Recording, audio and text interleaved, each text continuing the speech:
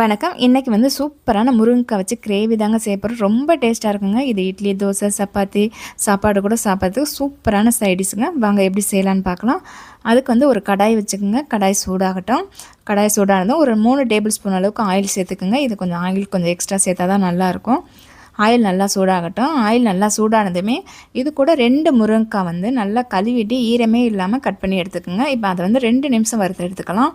ரொம்ப வேணால் 2 நிமிஷம் மட்டும் வதக்கிக்கிறங்க. மீடியம் ஃப்ளேமில் வச்சு வதக்குங்க. இப்போ 2 நிமிஷம் ஆனதும் முருங்கைக்காய் வந்து வேறு பிளேட்டில் மாற்றிடலாம். இப்படி இது பண்ணும்போது முருங்கைக்காயோட கலரும் மாறாது, நல்லா டேஸ்ட்டாக இருக்கும். அந்த கிரேவி நல்லா வாசமாக இருக்கும். இப்போ முருங்கைக்காயெல்லாம் வேறு பிளேட்டில் மாற்றியாச்சு. இப்போ அதே எண்ணெய் நமக்கு போதும். ஆயில் நல்லா சூடாகவே இருக்குது. இப்போ கடுகு சேர்த்துக்குங்க. ஒரு 3/4 ஸ்பூன் அளவு கடுகு சேர்த்துங்க. கடுகு கொஞ்சம் எக்ஸ்ட்ராவே சேர்த்துக்குங்க இதுக்கு. இப்போ கடுகு பொரிஞ்சதுமே இது கூட கொஞ்சமாக உளுந்து சேர்த்துக்கலாம். உளுந்தும் வந்து நிறம் மாறட்டும். இப்போ உளுந்து நிறம் மாறினது இது கூட 4 வந்து பூண்டு வந்து தோல் நீக்காமல் அப்படியே நச்சுட்டு சேர்த்துக்கோங்க. இது கூடயே காஞ்ச மிளகாய் ஒரு 3 சேர்த்துக்கலாம். நான் சின்னதாக இருக்கும் 3 சேர்த்துருக்கேன். நீங்கள் பெருசாக இருந்தால் 2 சேர்த்துக்கோங்க. இப்போ இதுவும் லேசாக பூண்டு வந்து வாசம் வரும். ரொம்ப நேரம் வேணாம். வாசம் வந்ததும் இது கூட பொடியாக கட் பண்ண 15 சின்ன வெங்காயம் நான் சேர்த்துருக்கேன். நீங்கள் பெரிய வெங்காயமாக இருந்தால் 1 வெங்காயம் இல்லை 1.5 வெங்காயம் சேர்த்துக்கோங்க. இது கூட வந்து 2 கொத்தளவுக்கு கறிவேப்பிலை சேர்த்துக்கலாம். இப்போ வெங்காயத்தை நல்லா வதக்கி விடுங்க. வெங்காயம் நல்லா வதங்கட்டும். இப்போ வெங்காயம் நல்லா வதங்கினதும் இப்போ இது கூட வந்து மசாலா சேர்த்துக்கலாம். மசாலா வந்து பார்த்திங்க அப்படின்னா 3/4 ஸ்பூன் அளவுக்கு தனி மிளகாத்தூள் சேர்த்துக்குங்க.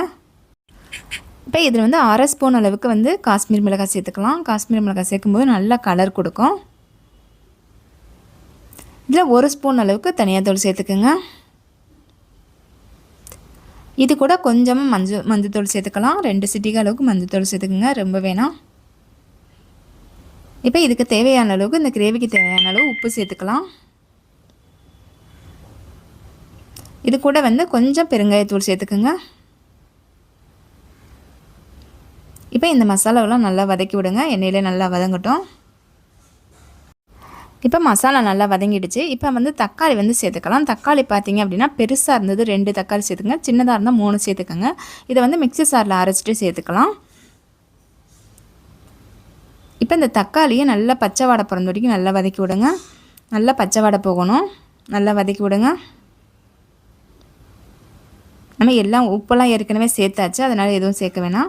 இப்போ வதக்கி மட்டும் விடுங்க. வதக்கியாச்சு. இப்போ வந்து முருங்கைக்காய் வந்து நம்ம ஏற்கனவே வதக்கி வச்சுருக்கோம்ல, இப்போ அந்த முருங்கைக்காய் இதை சேர்த்துக்கலாம். இப்போ முருங்காயை சேர்த்து நல்லா லேசாக வதக்கி விடுங்க. இப்போ முருங்காயம் வதக்கியாச்சு. நம்ம இது கூட வந்து கொஞ்சமாக புளி சேர்த்துக்கலாம். எந்த அளவுக்கு புளி சேர்க்கணும், சின்ன கோழி கொண்ட அளவுக்கு புளி சேர்த்துக்கோங்க. 1 கப் அளவு தண்ணி எடுத்துக்கோங்க. அதில் கரைச்சிட்டு சேர்த்துக்கலாம்.